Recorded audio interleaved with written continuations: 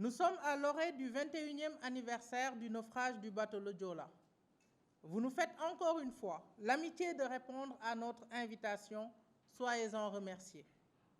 Ensemble, continuons à lutter contre l'oubli de l'une des plus grandes catastrophes maritimes civiles de l'humanité, avec ses 1918 morts recensés et 64 rescapés. Le choix du thème de cette année, Sauver des vies en tirant les leçons du Joola, vise à rappeler aux autorités et aux populations que les leçons du Joola n'ont toujours pas été tirées. L'incivisme, l'indiscipline et la corruption sont devenus des règles, des normes sociales. Les risques dans les services de transport sont toujours très élevés. Ceux qui sont chargés de veiller à la sécurité des populations baissent les bras. Les événements tragiques sur nos routes impliquant des bus de transport en commun au cours de cette année 2023 sont là pour l'illustrer. Cette rencontre avec la presse est l'occasion pour le comité de faire le point sur l'état d'avancement des 5 points du mémorandum régulièrement déposé sur la table du gouvernement depuis 2007. L'analyse de la situation que nous avions faite devant vous l'année dernière, à l'occasion du 20e anniversaire, reste malheureusement très actuelle. Si, à ce jour, la question de la prise en charge des orphelins et celle de l'édification d'un mémorial ont connu quelques avancées, celles concernant le renflouement, la justice et la journée du souvenir sont par contre toujours au point mort. Le comité tient à rappeler aux autorités que les familles de victimes exigent toujours la construction d'un mémorial-musée pour assurer le devoir de mémoire et renforcer le système de prévention des risques et des catastrophes. Aujourd'hui, le gouvernement s'est enfin décidé à construire un mémorial à Ziguinchor. Nous savons, au niveau du comité d'initiative, peu de choses sur ce mémorial, car le contenu de ce dernier n'a jamais été défini par le gouvernement, malgré les propositions du comité d'en faire un édifice polyvalent, comprenant un musée du souvenir et un centre de recherche sur la sécurité humaine, la prévention des risques et des catastrophes. Les autorités ont promis la construction sur la corniche ouest d'un mémorial-musée. Il reste à concrétiser. Nous faisions état ici même, l'année dernière, de la proposition de M. Pierre Atepa Goudiaby, que nous sommes toujours prêts à soutenir en l'absence d'autres propositions, car elle reste une offre qui pourrait voir réaliser une de nos doléances principales si longtemps exprimées. Que justice soit rendue également. 2 décennies après, nous avons le sentiment que les coupables de la plus grande catastrophe maritime du Sénégal ne sont pas punis.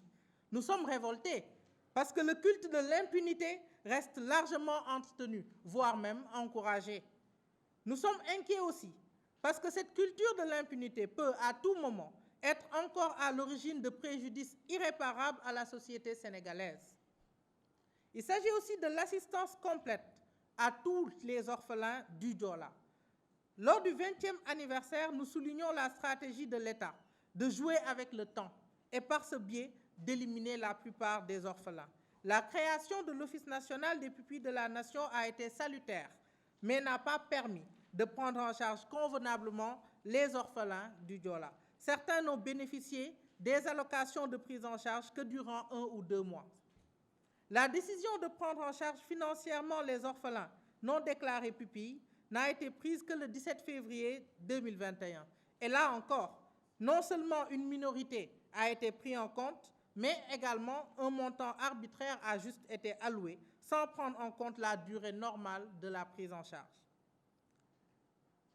Le renflouement de l'épave du bateau. 20 ans après le naufrage, l'épave n'est toujours pas renflouée, malgré les engagements répétés de l'État à le faire. Le comité rejette l'idée de laisser délibérément près de 2000 victimes dans une épave au fond de l'océan. Son profond désir est de donner une sépulture digne à chaque victime et d'aider les familles à terminer leur deuil. Et enfin, le devoir de mémoire. Nous avons un devoir de mémoire par rapport au Joola, par respect de la dignité humaine. Le devoir de mémoire pour le comité, c'est certes commémorer cet anniversaire, mais c'est aussi faire du 26 septembre une journée du souvenir. Non pas un jour férié, mais une journée du souvenir, à la mémoire des victimes du Joola par une loi. Nous vous parlions ici même de la tragédie du 11 septembre 2001. Voilà 22 ans que l'Amérique en a tiré les leçons et honore tous les ans la mémoire des victimes pour que plus jamais ça. Le comité invite toutes les populations à se joindre à lui pour faire du 21e anniversaire une journée du souvenir. Il remercie encore la presse pour sa disponibilité et reste à son entière disposition. Pour cette année, le programme de la journée du 26 se déroulera comme suit. De 9h à 12h, cérémonie de recueillement et de prière au cimetière de Mbao, Dakar, suivi de dépôt de gerbes de fleurs. Des cérémonies commémoratives auront également lieu à Ziguinchor, ainsi qu'une lecture de Coran par la famille Haïdara. Et à midi, nous observerons une minute de silence en hommage à tous les disparus du naufrage du bateau le Joola. À 13h30, nous irons au cimetière Saint-Lazare pour faire des recueillements et prières.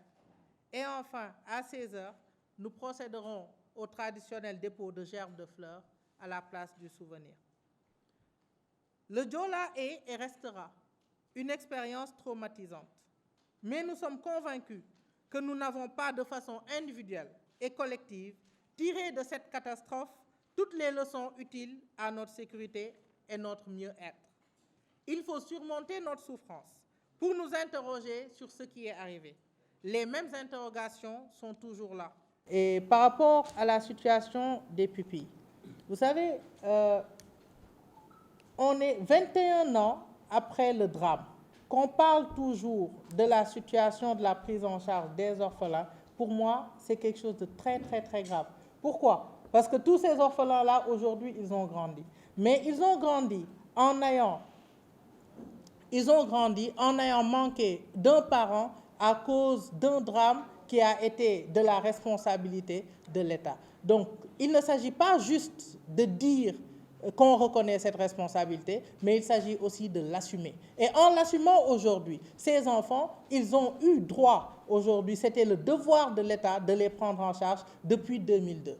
Une prise en charge qui a commencé en 2012. Maintenant, qu'en est-il de 2002 à 2012? Il y a quelque chose, il y a une situation. Est-ce que ces citoyens-là doivent payer les pots cassés, pour les lenteurs de l'État à mettre en œuvre leurs devoirs?